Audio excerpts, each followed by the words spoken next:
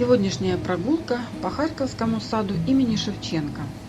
Сад был заложен в 1804-1805 годах Василием Назаровичем Каразиным, основателем Харьковского университета. Разбивка сада проводилась в существовавшей естественной дубовой роще на окраине города. На верхней террасе расположен ландшафтный парк, на нижней – ботанический. С момента своего основания сад назывался университетским. В 1808 году в саду была построена астрономическая обсерватория. В 1896 на западной оконечности парка был открыт старейший на Украине, третий по возрасту в Российской империи Харьковский зоопарк.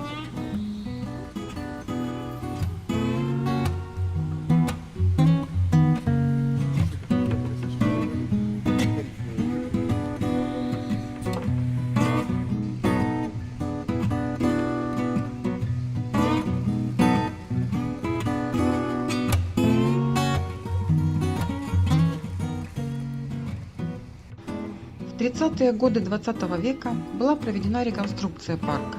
Были построены новые аллеи, высажены деревья и кустарники, появился фонтан.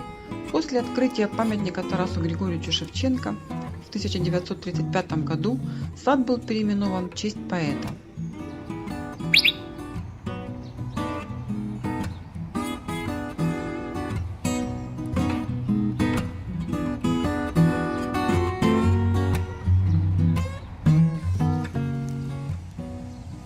Во время Великой Отечественной войны парк сильно пострадал. Было уничтожено около 60% довоенных зеленых насаждений.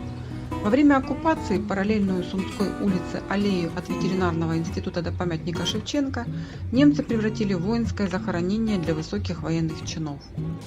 В саду были похоронены минимум 2 фашистских генерала.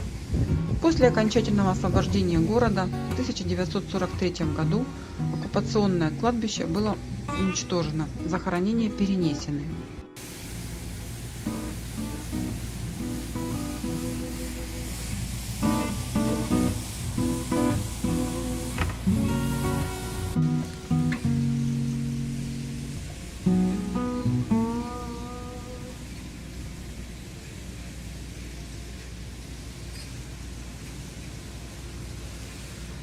На протяжении 1945-1946 годов проводилась реконструкция и восстановление парка.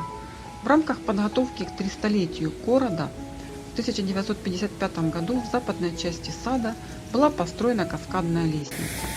По каскаду стекал фонтан, а с верхней смотровой площадки открывался живописный вид на долину реки Лопань.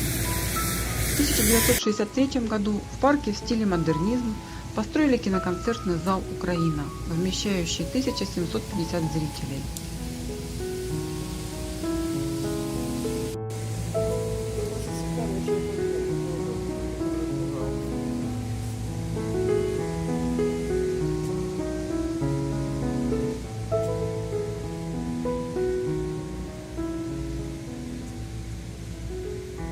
На протяжении 1970-1990 годов в южной части сада строилось новое здание Харьковского государственного украинского академического театра оперы и балета имени Лысенко в постмодернистском стиле.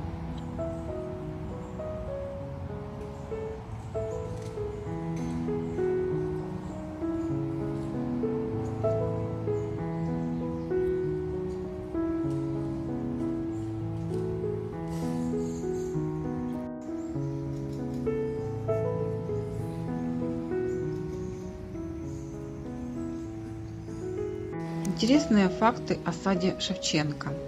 Почти все объекты сада, а это Харьковский зоопарк, каскад, Харьковский дельфинарий, памятник Шевченко, киноконцертный зал «Украина», кафе «Кристалл», фонтан цветомузыки, даже выходящие на другие улицы Рымарскую, Клочковскую, площадь Свободы, они все имеют один и тот же адрес – улица Сумская, 35.